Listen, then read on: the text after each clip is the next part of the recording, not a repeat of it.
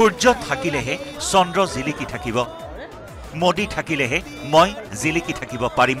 সূৰ্যৰ পোহৰ দিলেহে চন্দ্ৰটো জিলিকি থাকে হয় না নহয় গতিকে মোদী থাকিলেহে মই জিলিকি থাকিব পাৰিম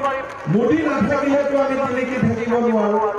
আৰু মোদীক আমি কেনেকৈ ৰাখিম যেতিয়া আমি সুৰেশ বৰা এমপি কৰিম সুৰেশ বৰাৰ মনোনয়ন দাখিল পৰ্বত উপস্থিত থাকি মুখ্যমন্ত্ৰী ডক্টৰ হিমন্ত বিশ্ব শৰ্মাই আনিলে বিজেপি জাগৰণ বিশাল জনসভাত সমৰ্থকক উৎসাহিত কৰি মুখ্যমন্ত্ৰীয়ে ক'লে আমাৰ প্ৰাৰ্থী নৰেন্দ্ৰ মোদী বিজেপিক ভোট দিলেই নৰেন্দ্ৰ মোদীৰ নামত পৰিব ভোট আশীৰ্বাদ লৈছে আপোনালোক সকলোৱে এটা হাত চাপৰি বজাওক মোদী ডাঙৰীয়াক আমি প্ৰধানমন্ত্ৰী পাতিব লাগে মোদী ডাঙৰীয়া আমাৰ নগাঁৱত ইলেকশ্যন উঠা নাই মোদী ডাঙৰীয়া ক'ত ইলেকশ্যন উঠিছে বাৰাণসীত উঠিছে কিন্তু আমি মোদী ডাঙৰীয়াক কেনেকৈ প্ৰধানমন্ত্ৰী কৰিম যদি নগাঁৱৰ ৰাইজে মোদী ডাঙৰীয়াক প্ৰধানমন্ত্ৰী কৰিব খোজে এই সুৰেশ বৰাক আমি জিকাব লাগিব অৰ্থাৎ সুৰেশ বৰাৰ কাৰণে পদুমত ভোট মাৰি দিলে আৰু মোদী ডাঙৰীয়া প্ৰধানমন্ত্ৰী হৈ গ'ল বুজি পালেনে চবে গতিকে মোদী কোন নগাঁৱত বৰ্তমান মোদী সুৰেশ বৰা নগাঁও লোকসভাৰ প্ৰাৰ্থী সুৰেশ বৰাৰ মনোনয়ন দাখিলক লৈ নগাঁৱত সৃষ্টি হ'ল উদুলি মুদুলি পৰিৱেশ মনোনয়ন দাখিলৰ পূৰ্বে হাজাৰ হাজাৰ লোকে ভৰাই পেলোৱা বিশাল জনসভাত মুখ্যমন্ত্ৰী হিমন্ত বিশ্ব শৰ্মাই কংগ্ৰেছক তুলা ধুনা দি ক'লে নগাঁৱৰ মোদী সুৰেশ বৰা কংগ্ৰেছ দল এতিয়া পুৰণা নোটৰ দৰে কংগ্ৰেছৰ প্ৰাৰ্থীক ভোট দিলেও আমাক একো দিব নোৱাৰে কংগ্ৰেছৰ কথা চিন্তা কৰি লাভ নাই কংগ্ৰেছ পাম যোৱা ফুটবল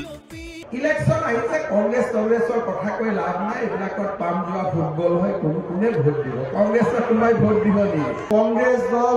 উঠিছে কিন্তু কংগ্ৰেছ দল এতিয়া পুৰণা নোটৰ দৰে পুৰণা নোট দিলে বজাৰত তোমাৰ ভাল বস্তু দিব নেকি আজিৰ দিনত দিব নেকি তেনেকৈ কংগ্ৰেছৰ পাৰ্টিক ভোট দিলেও কংগ্ৰেছে আমাক একো দিব নোৱাৰে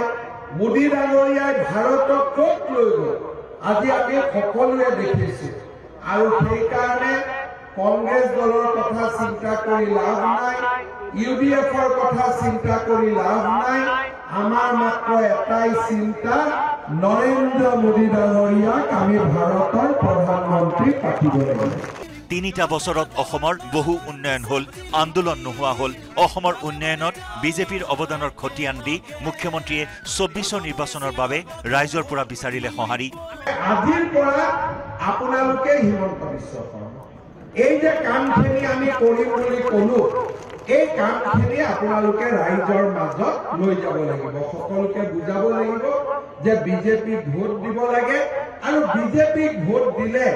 অসমৰ উন্নতি হ'ব আৰু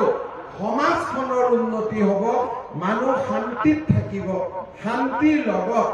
আমাৰ ঘৰলৈ সমৃদ্ধি আহিব আনহাতে জনসভা সম্বোধন কৰিয়েই সুৰেশ বৰাৰ মনোনয়ন দাখিলৰ বিশাল ৰেলীত অংশগ্ৰহণ কৰে মুখ্যমন্ত্ৰী ডক্টৰ হিমন্ত বিশ্ব শৰ্মাই